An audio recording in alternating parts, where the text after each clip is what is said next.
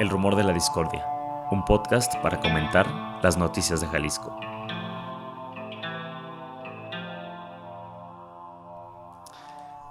Buenos días, buenas noches, buenas tardes, depende de la hora que estén escuchando este programa.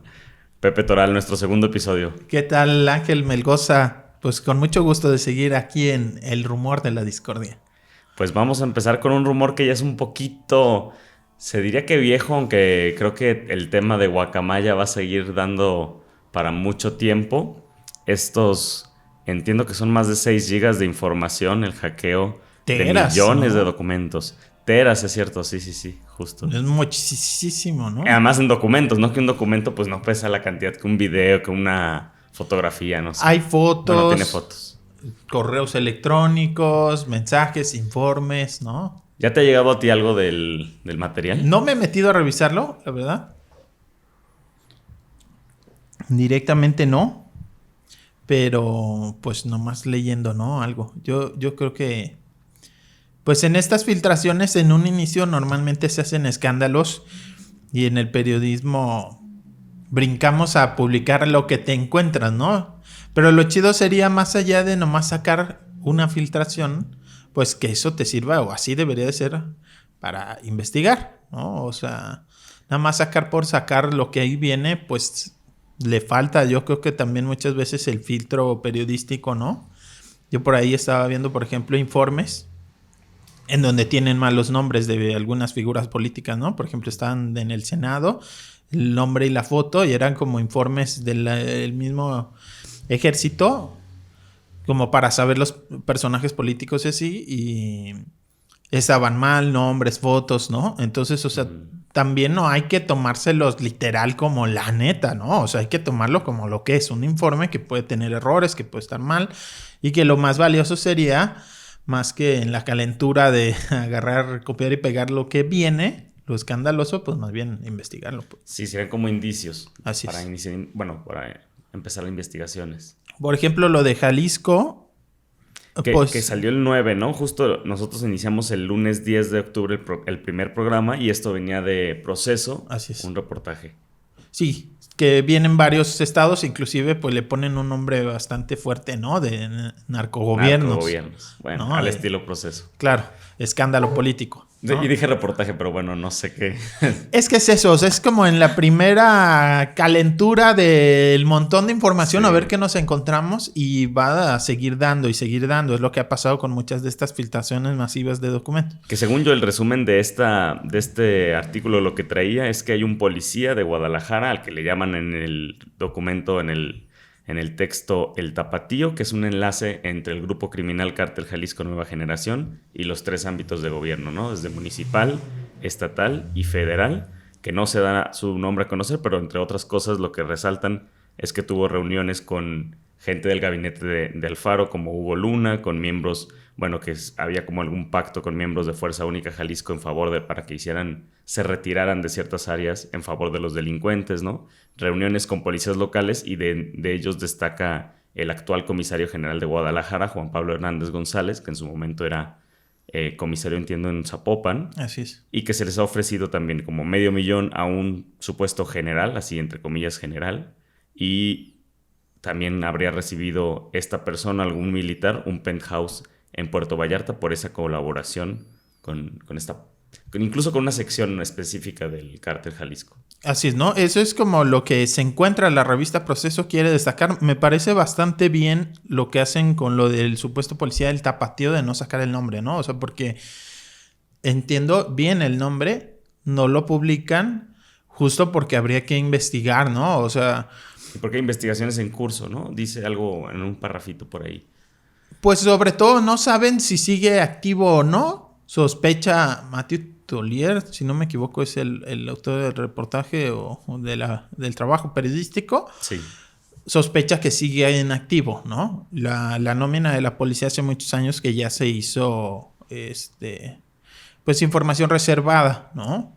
por proteger a los elementos policíacos. O sea, no es como el resto de las nóminas que son públicos los nombres y los puestos. Entonces no es como que rápido en Google pongas el nombre y sepas si sigue activo o no, si siguen pagándolo o no.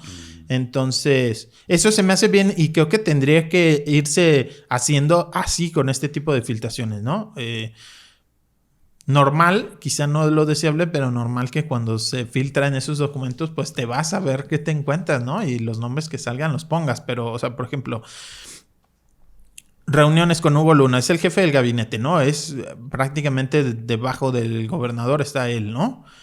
Es de altísimo nivel en el gobierno de Jalisco, ¿no? Entonces, sí, pues hay que hacerlo pensándolo muy bien. A ver, ¿qué es lo que dice el reportaje que se hizo? Que una persona dice que otra persona le va a ofrecer $500,000 ¿no? A ver, entonces, o sea, hay que tomarlo con mucha cautela. No quiere decir que no, o sea, algo supuestamente le ofrecen $5 millones. A 5 millones. Pero no dice ni siquiera para qué, ni, o sea, solo se le ofrece 5 millones según el informe, ¿no? Claro. O sea, yo creo que hay que tomar eso con mucha cautela. No vamos a taparnos los ojos. O sea, está claro que sí existen pues elementos quizá para sostenerlo de narcogobierno, pero vaya, con muchísimos matices, pues, ¿no? No vamos a negarlo, o sea, hay muchos casos de desaparición forzada donde directamente policías municipales, estatales o el mismo ejército pues privan de la libertad, desaparecen a personas que luego ya no se encuentran. Sí, la fiscalía estaba muy metida, ¿no? Claro. Muy señalada. Y o sea, ese es solo un aspecto, ¿no? O sea, por supuesto, no vamos a negar que el crimen organizado, más allá del narcotráfico, de todos los negocios ilícitos, ¿no? Que tiene todas estas redes, claro que operan con complicidad, omisión de todos los niveles de gobierno, si no, no estarían las cosas como están. Pero sí, o sea, tener mucha cautela al publicar estas cosas, ¿no? Se dice, todavía no confirmado, pero se dice que inclusive ya hay una demanda civil, ¿no? Por difamación y todo este rollo, ¿no? Yo no lo he confirmado, es lo que se dice, que por eso el proceso, o sea, el mismo gobierno de Alfaro, ¿no? Y mismo proceso no han querido pronunciarse. Seguramente si es real, pues por una estrategia jurídica, ¿no? O sea, porque si no fuera cierto, pues lo niegas y ya está, ¿no? ¿Tuviste algo en algún otro medio, algo que resaltar de este tema de las relaciones entre el gobierno? Es solo columnas basándose en el trabajo de proceso. Yo pienso que tiene que ir saliendo más, pero sobre todo espero que sea así, ¿no? O sea, a ver, me dan una pista y yo cómo lo puedo, ya por fuera con esa información, cómo puedo comprobar algo, o sea, que nos sirva para reportearlo, claro. No nada más, pues, como ir sacando, ¿no? Tampoco hubo declaraciones de Hugo Luna, ¿no? Que se esperaban. Y incluso el gobernador, o sea, hizo eventos la semana pasada sin invitar a los medios, sin decir claramente el lugar. Por ejemplo, entregaron una ruta nueva de transporte allá en el Bajío, sin avisarle a los medios, más que nada más sigan la transmisión en vivo, ¿no? Desde ahí seguro, ajá. Entonces seguramente era pues con la idea de evitar responder, ¿no? Ya luego pues finalmente se le pregunta al gobernador y pues se deslinda obviamente. Hugo Luna no ha salido a explicar, a dar su versión, pero bueno. Pero vamos a conectar ese tema de Hugo Luna porque sí hizo un tweet por ahí, compartió una nota de una llamada revista que yo no conocía, pero bueno, se llama Time Out. Investigando un poquito veía que fue fundada en el 68 y más que también una revista, es pues toda una empresa donde tienen accionistas, o sea, parece es pública y tienen dos áreas, ¿no? Sobre todo dos divisiones, medios de comunicación y mercados. Estos mercados son como una especie de mercado México, estos lugares donde hay muchos restaurantes y lugares gourmet o para tomarte algo. Y al parecer tienen un montón. En 2014 abrieron el primero en Lisboa y en Norteamérica han abierto en Miami, en Nueva York, en Boston, en Montreal, en Chicago.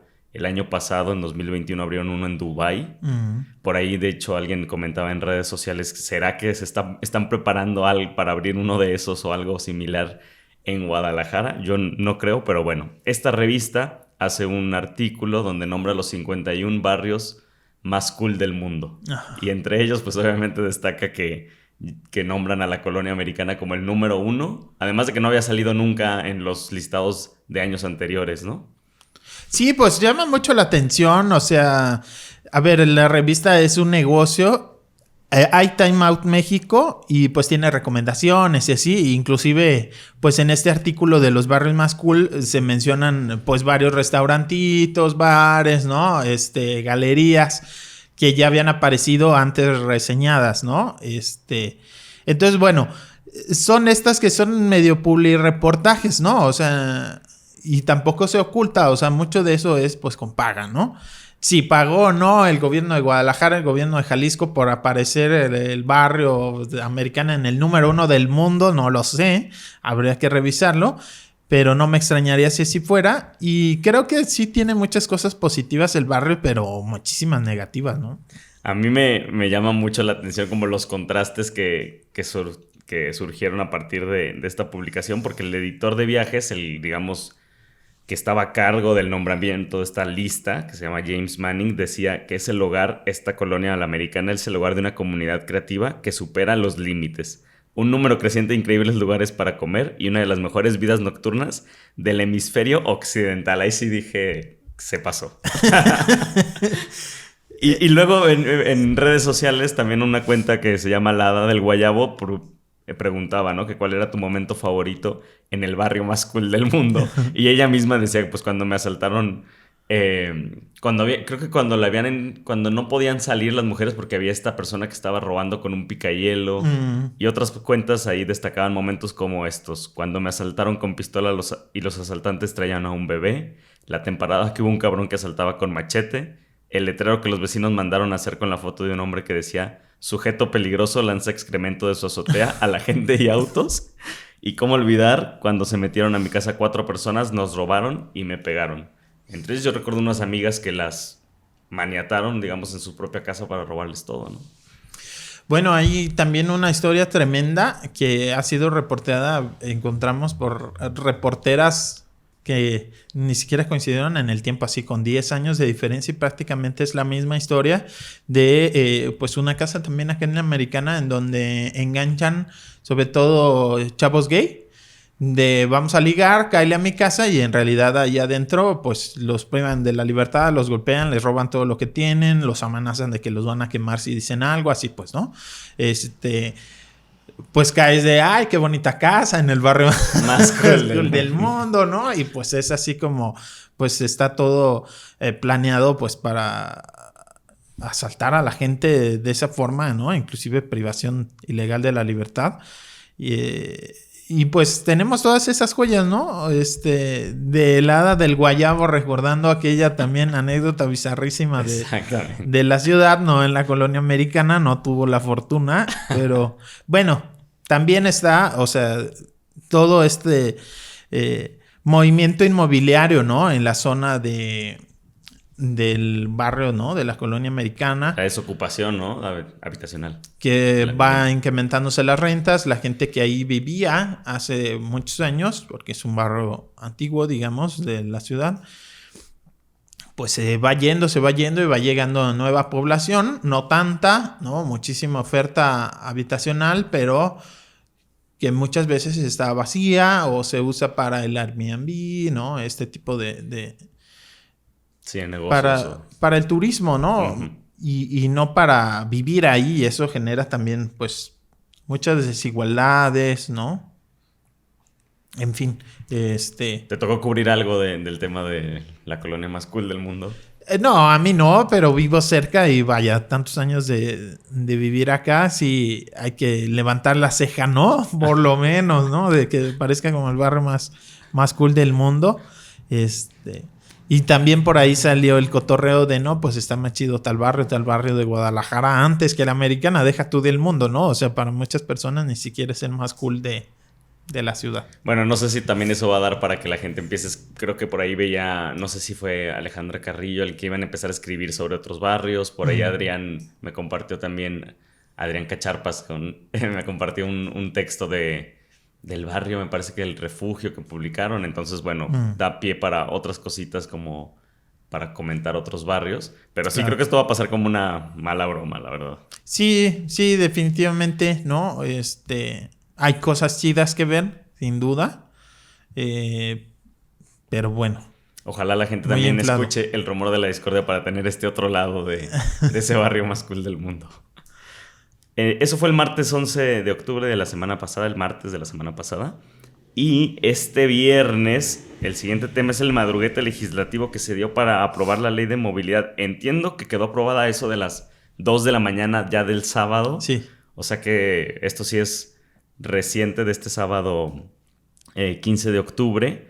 En 15 minutos, diputados de Movimiento Ciudadano y PAN aprobaron esta ley ley de movilidad, seguridad vial y transporte público, que incluye la tarifa indexada del camión. ¿Qué es eso, Pepe? Pues hasta ahorita la tarifa del camión se definía en un comité que integraba a mucha gente, incluidas universidades, ¿no? Tenían un representante ahí, el propio gobierno, claro está, los municipios y demás.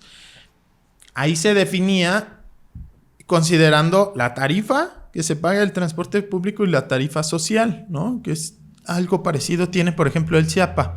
No se define, digamos, por decreto o por decisión del Chiapa la tarifa del agua, sino se discute, se ve la situación de la gente, el poder adquisitivo, cómo se ha afectado. O por regiones o por secciones. Digamos que pues en la ciudad, ¿no? En donde aplicaría. Y es algo parecido con lo de la tarifa del transporte público, ¿no? O sea, no se decide solamente con base en información económica, sino también social, ¿no? A ver, ¿qué poder adquisitivo tiene la gente? ¿Cuántos camiones al día tiene que utilizar? Si existe o no existe en esas interconexiones el descuento de transbordo, ¿no? Cosas así. Al hacer esta nueva fórmula, ya se excluye un debate sobre una tarifa social y queda, digamos, como automáticamente que se vaya actualizando año con año la tarifa según la inflación, ¿no? Según el índice de precios al consumidor, según las cifras del INEGI y lo que vaya costando las refacciones, la gasolina, ¿no? Es una fórmula que nada más toma en cuenta, digamos, los costos para quien opera el servicio de transporte para así definir la tarifa. Y digamos que la parte de... Bueno, y el poder adquisitivo de la gente, las necesidades, ¿no? Incluso la calidad del servicio o algo así ya.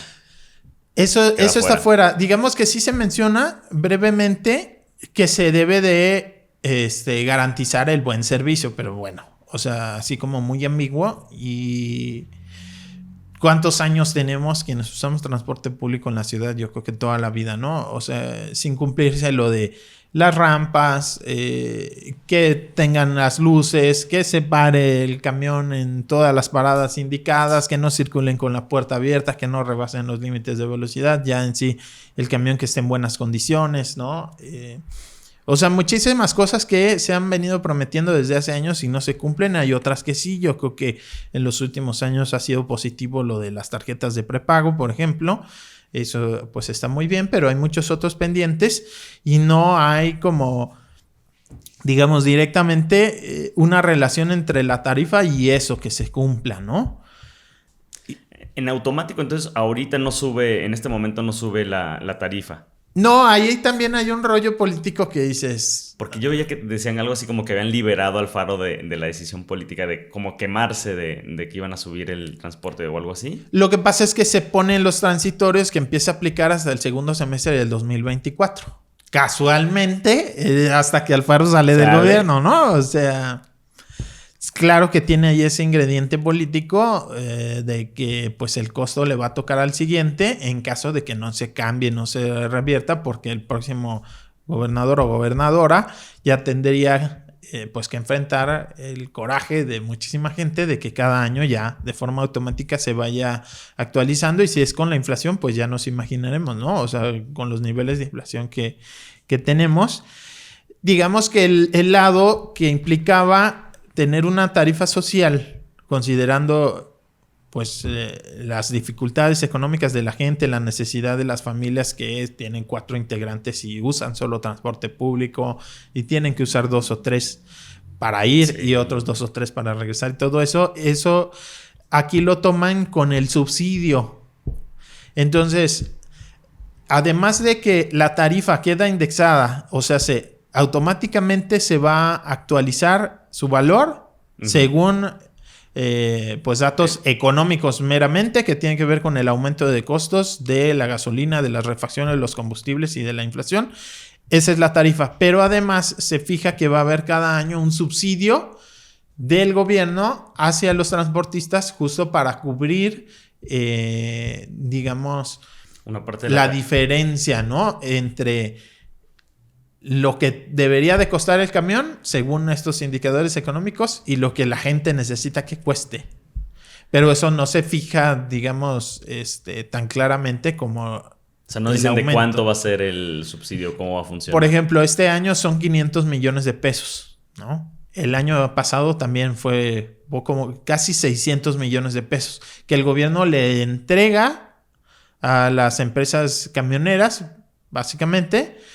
Por ejemplo, para la compra de estas de prepago, el gobierno las puso, no las ponen... Aunque las ganancias son para los concesionarios del transporte, el gobierno les puso pues un subsidio bastante fuerte en las alcancías. Por ejemplo, los que tienen el macrobús, la concesión y operan el macrobús de La Calzada, la familia Higareda, camioneros de toda la vida, hicieron una trampota de... Ellos generaron su propia empresa para instalar las alcancías, que bueno, básicamente nada más las distribuyen, ¿no? No las fabrican, o sea, las quieren a un proveedor y ya. Somos, además de transportistas, instalamos estas alcancías, ¿no? Y el subsidio que les da el gobierno, se compran a sí mismos las alcancías, ¿no? Entonces es así como... pues una doble tranza, ¿no? O sea, además de que, ¿por qué el gobierno tendría que subsidiar esto que para estos empresarios es un negocio? Un negocio, claro. Encima, pues hacen este tipo de movidas, ¿no? Entonces, doble beneficio. Entonces, eso fue para las alcancías, se ponen todas las alcancías y el siguiente subsidio se usa para que compren unidades nuevas. Entonces, el gobierno le compra a un empresario la unidad que va a explotar para sacar un recurso, ¿no? O sea, sí está como... muy complicado. Yo recuerdo en los sexenios anteriores, con Aristóteles, con Emilio, el gremio camionero aquí llamado coloquialmente, ¿no? El pulpo. El pulpo camionero. Tenía un montón de fuerza y podía paralizar a la ciudad, entonces podían presionar al gobierno y entonces cuando les apretaban un poquito o querían exigir un aumento a la tarifa, pues... se organizaban, dejaban de prestar el servicio y era un caos, ¿no? Recordar a la gente que luego ahí estaban las patrullas, ¿no? Así llevando subiendo a la gente, sí. ¿no? Y Me acuerdo una vez que hasta podías poner como bueno, yo tengo un auto y podías poner como en tu carro de que a dónde ibas y entonces podías darle ride a la gente y a través de la radio creo que aquella vez estaba organizándose. Sí, misma gente se iba autoorganizando, ¿no? Para echarle la mano a la gente. Pero bueno, claro, era un desmadre y... muchísima gente varada. Claro, o sea, un relajo. Bueno, con Alfaro prácticamente no ha habido ese tipo de movimientos, ¿no? De presión. Yo creo que pues optó desde el inicio de su gobierno por llevársela bien y cómo, pues así, ¿no? Pactando este tipo de cosas. Con subsidios, ¿no? Hay que acordarnos cuando sube la tarifa a 9.50, que es la actual, que para muchas personas pues es básicamente de 10 pesos, ¿no? Por sí, esto porque de el que 50 ya no te lo devuelve, ¿no? No hay cambio. Cuando sube esa tarifa es justo en el ínter entre que Alfaro es electo y toma posesión. Entonces... eso se interpretó como que fue un acuerdo entre Aristóteles saliente y Alfaro entrante en medio de todas las negociaciones que se dan en la entrega-recepción, que es la formal, pero en medio de eso hay negociaciones políticas. Y una fue esa, ¿no? Así, pues hazme el paro, tú llevas para afuera, súbele la tarifa. Y seguramente esto tiene que ver con las negociaciones de mismo Alfaro con el pulpo camionero, que ha tenido esa situación de... pues que casi no ha tenido crisis con los transportistas. El macroperiférico no se generaron nuevas concesiones. Las mismas concesiones que ya tenían los de la 380 son los mismos camioneros quienes operan el macroperiférico. 380. Por eso la llevaron en paz, dices. Exacto. Y luego hay una cosa extrañísima. Quienes usan el macroperiférico, que hay 3 rutas. Una que hace toda completa y luego otras 2 que solo hacen la mitad. y que para mucha gente es te como... tienes que fijar como en... Te tienes que fijar bien cuál agarras, no porque nos ha pasado, ¿no? De que vas muy a gusto y de pronto llegas a Chapalita Inn, en una de las estaciones en Poniente, y hasta aquí llego. O sea, bájate y agarra la que sí es completa, ¿no? ¿Y de qué sirve eso? ¿Y el pago tiene que volverlo a hacer o No, ya? no, porque te quedas en la misma estación. O sea, Ok, pero ya. ¿cuál es la utilidad de que una ruta haga solo la mitad?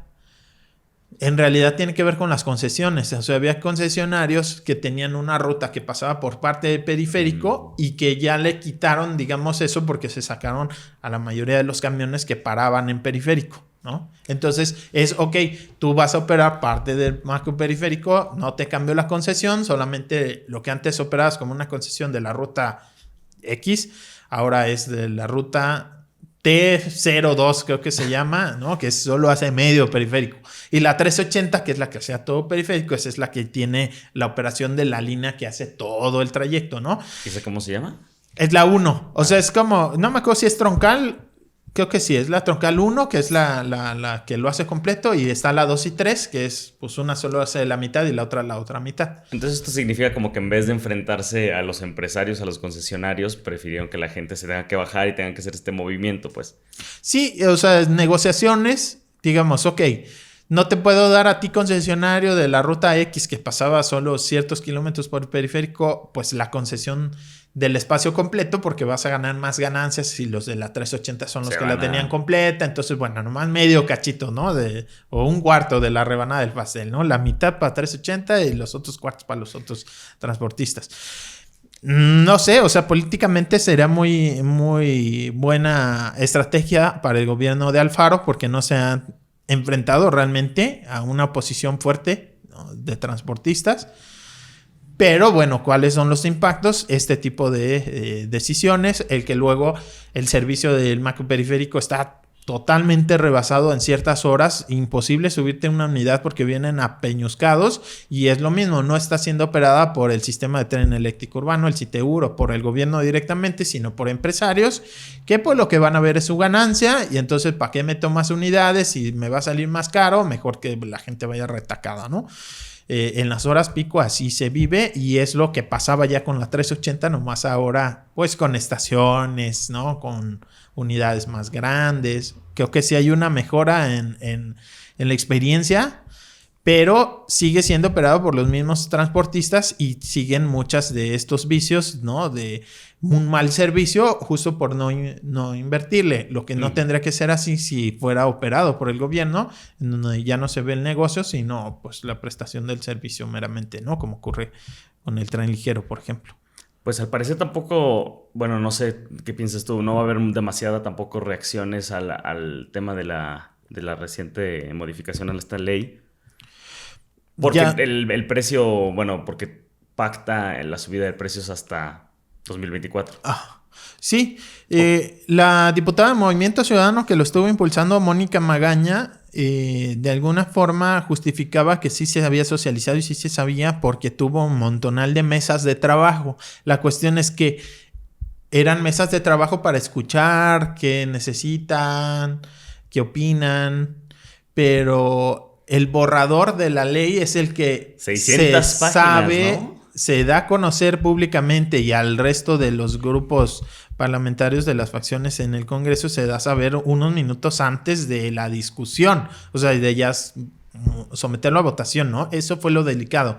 O sea, qué bueno que se hizo todo este proceso de diálogo, pero si ese proceso de diálogo se hizo sin el borrador y el borrador que sacas al final no coincide con todo lo que platicamos, pues fue una tomadura de pelo. Que por ejemplo el Observatorio Ciudadano de Movilidad, que tiene un espacio en esta comisión tarifaria, lo tenía porque pues esa comisión prácticamente ya desaparece ahora con la nueva indexación.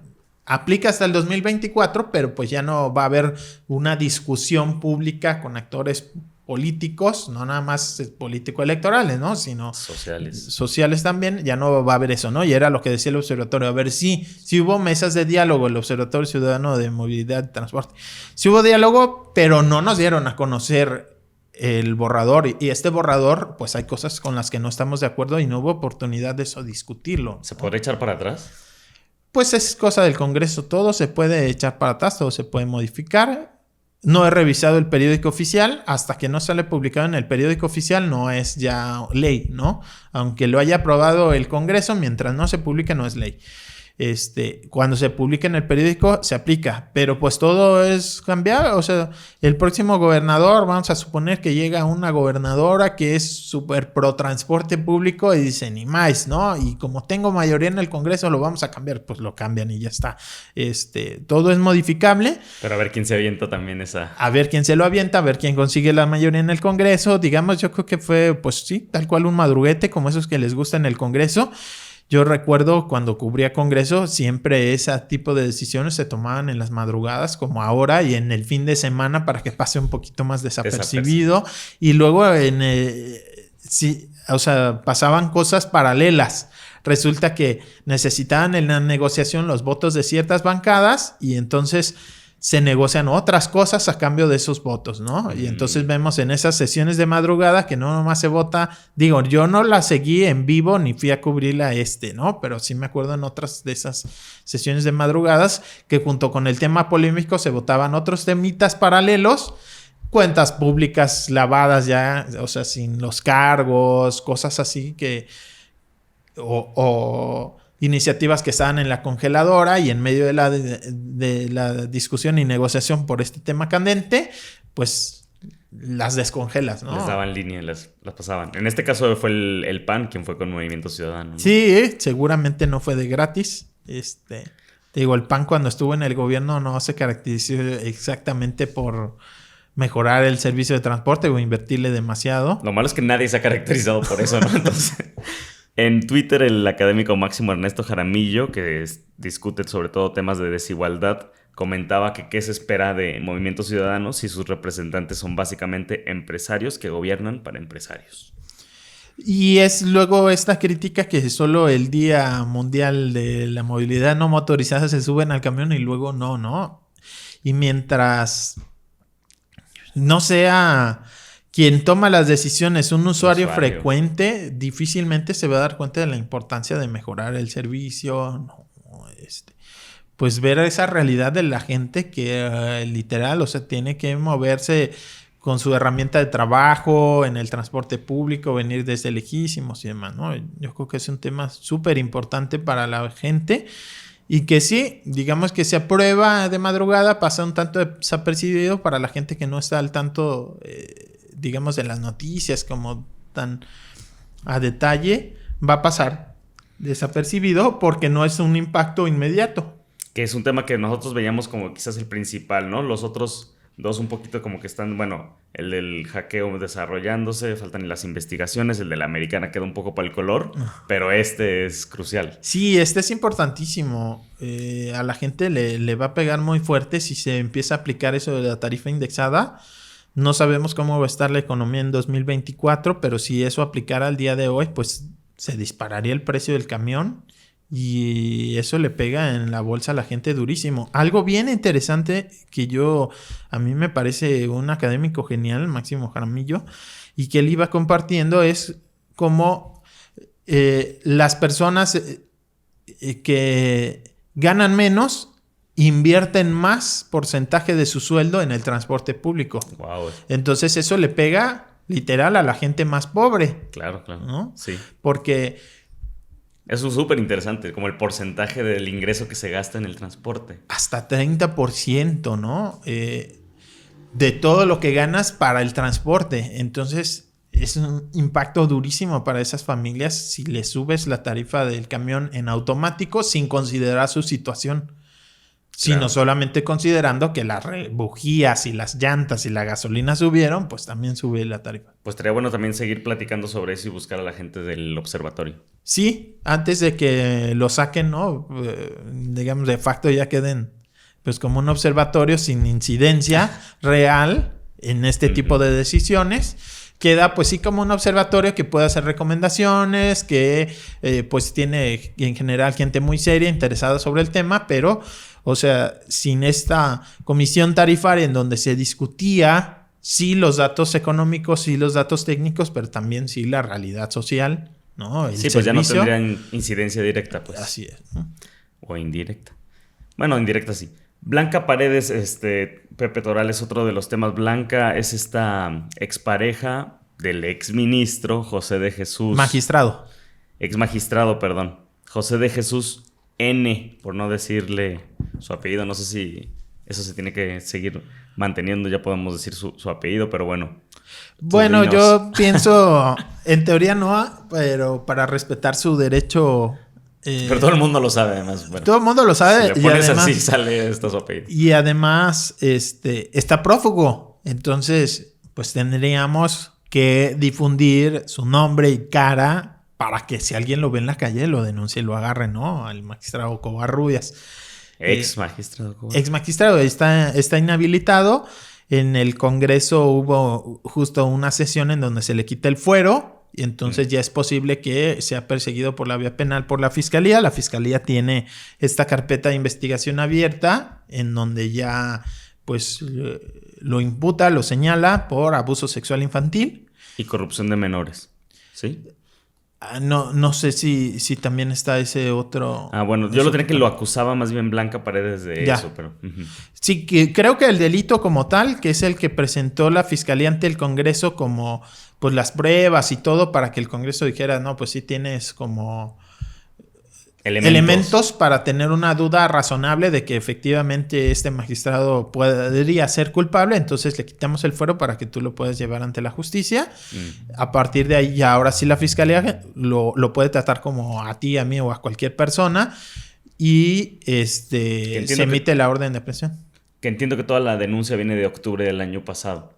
Sí, la menor de 15 años, si no me equivoco, en el momento del abuso... es sobrina de Blanca. Y Blanca es una trabajadora del Poder Judicial que procreó 2 hijos, tiene 2 hijos con este magistrado. Entonces, ella era una sobrina política, por así decirlo, del magistrado, la víctima del abuso sexual.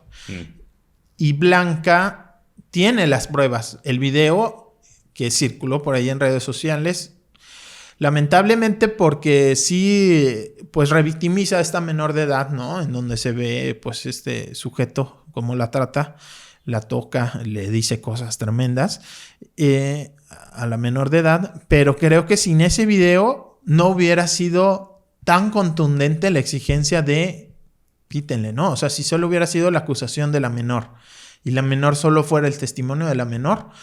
Este magistrado con tantos años de trabajo, con tantos contactos, con tantos recursos, difícilmente le hubieran quitado el fuero si no hubiera habido ese video que era como, pues ya indefendible, ¿no? O sea, públicamente no hay el día de hoy quien se atreva a defenderlo, aunque sean sus amigos, conocidos y demás, justo por eso, o sea, porque está esa evidencia que es como, híjole, no te puedes vincular. ¿Quién va a meter las manos al fuego por él, no?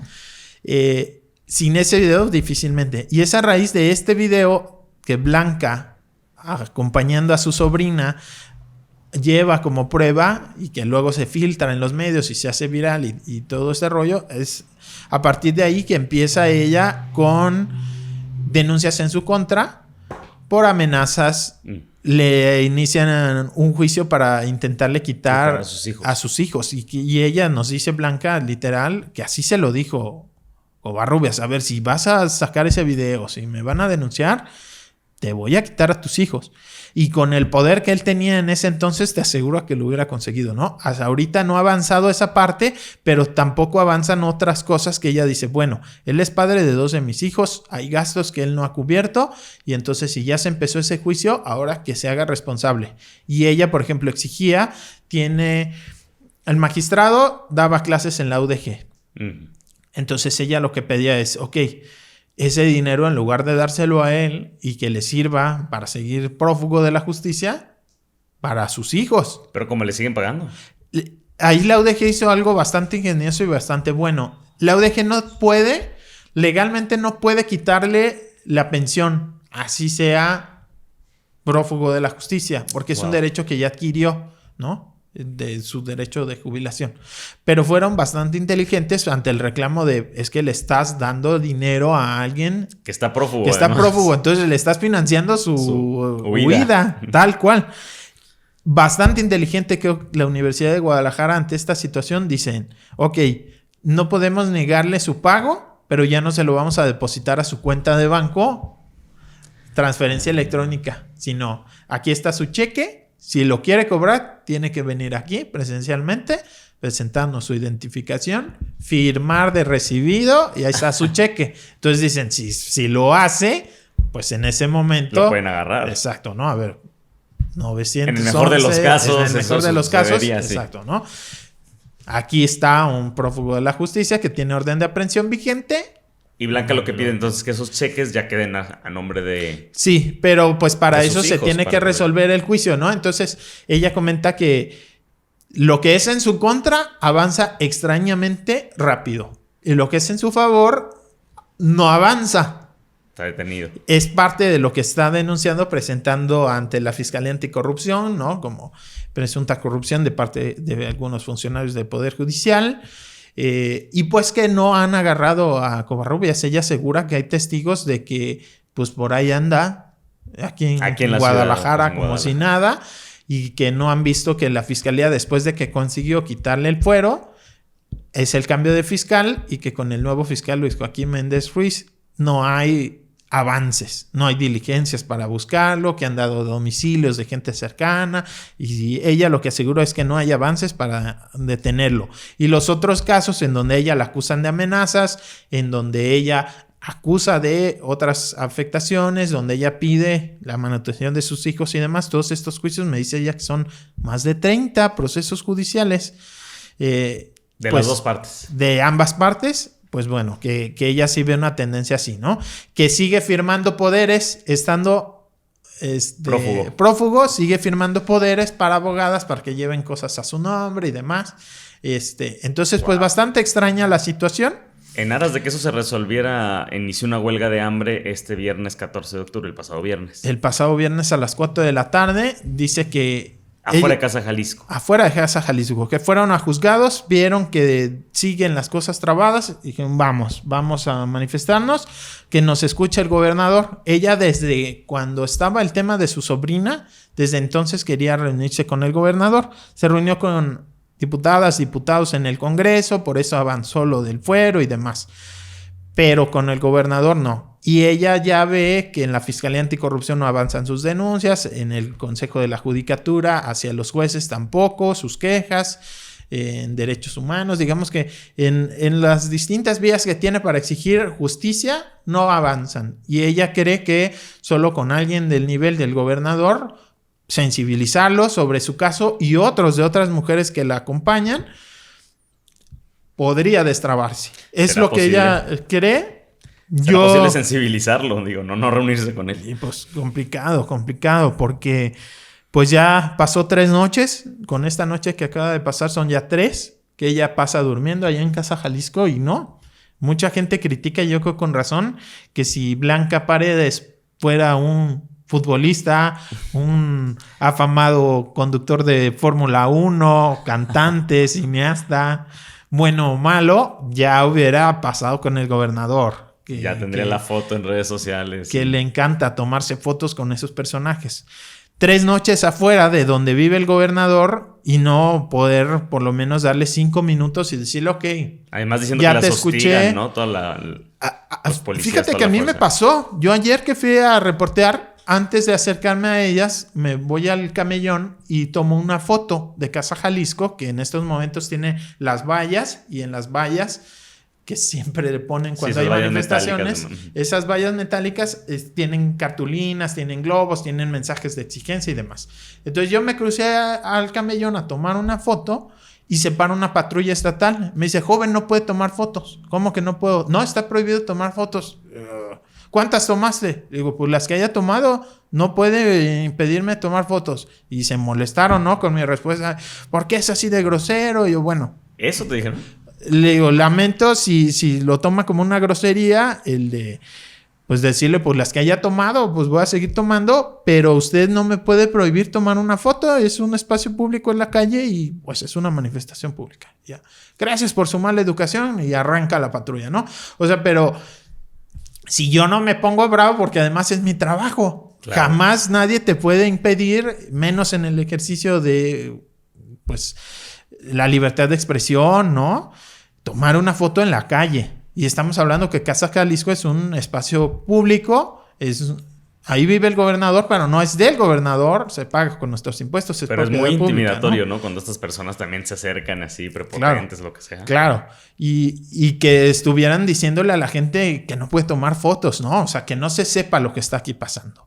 Y lo que nos comentan, sobre todo la primera noche, estuvieron amedrentándolas, pasando con perros de estos policías, las quisieron encerrar con las vallas, les dijeron, o se salen de ahí de la puerta o se quedan dentro, pero nosotros vamos a cerrarle aquí. Y pues se ya que sus abogados les dicen, eso se puede considerar hasta privación ilegal de la libertad, o sea, no las pueden encerrar. Entonces pusieron todas las vallas menos una, entonces un pequeño espacio para entrar porque y salir, sí vi, ¿no? Que ¿no? parecían en las fotos, pero parece como una jaula. Y eso lo puso la policía, ellas no lo pidieron, ellas pedían, no. Inclusive cuando vieron que iba para largo y que no las iban a recibir, pues que nos traigan un baño portátil, no. Entonces se van a la gasolinera del frente, ¿no? También querían una extensión de luz para en la noche tener ahí luz. No les facilitaron de Casa Jalisco nada, ¿no? Sí, entonces, claro, no les facilitaron nada. Nada. O sea, no se ve que haya voluntad para ser recibidas por el gobernador y a ver qué más es lo de que 60 ocurre. Horas entonces ya debe de llevar de huelga de hambre. Más de 60 horas. Yo ayer la vi muy débil, muy débil. Le costaba trabajo hablar, hasta pensar, ¿no? Le decíamos en la entrevista, ¿cuántas mujeres te acompañan? ¿Qué otras mujeres? ¿Cuántas mujeres? Y le costaba así como trabajo, así de, ay. Pues claro, ¿no? O sea, tantas horas sin tomar alimentos, solo agua y suero, pues sí se le veía ya muy débil, muy débil. Han estado yendo de Derechos Humanos y del Centro de Justicia para la Mujer a revisarla de salud. Y pues a ver. Ojalá que realmente pues sea escuchada. Claro, ella y las mujeres que la acompañan. Por último, Pepe, la Guardia Nacional dispersó una manifestación en Ocotlán con disparos este domingo. Sí, hay versiones de que son balas de goma lo que dispararon. Aún así hay 2 heridos que nos confirmó el gobierno municipal. Un chavo en el brazo. Entonces no fue al aire, porque habían dicho... Seguramente algunas al aire y otras no tan al aire. A otro en la pantorrilla y otro en el brazo, literal sangrando, y se los llevan a recibir atención médica. ¿Pero lo que tenían eran de salva o de...? Es lo que no sabemos. O sea, a mí me enseñan las fotos y por lo menos el de la pantorrilla dices no pudo ser bala. O sea, porque no lo atraviesa, ¿no? Pero sí es el golpe.